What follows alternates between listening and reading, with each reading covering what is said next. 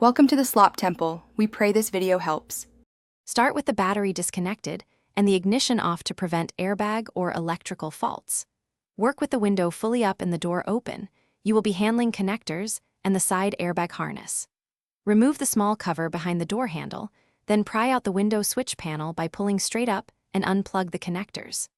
Unscrew visible Torx T20 and T30 fasteners and one 10mm bolt beneath the armrest before you begin levering the panel.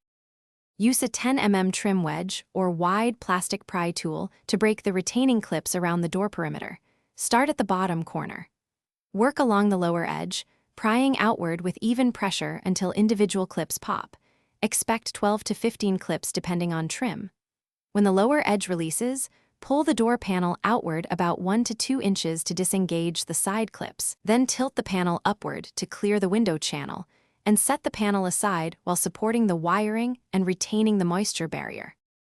Unplug electrical connectors, release the door handle cable clip, and remove the speaker if you need access to the inner trim or mirror actuator. Inspect the moisture barrier and press it back flat.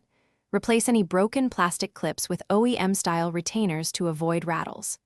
To reassemble, reconnect all harnesses and cable ends, align the top lip into the window channel, then press the panel until each clip snaps. Finally, reinstall the Torx T20.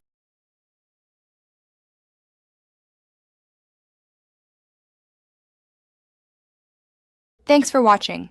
Consider subscribing if we helped you.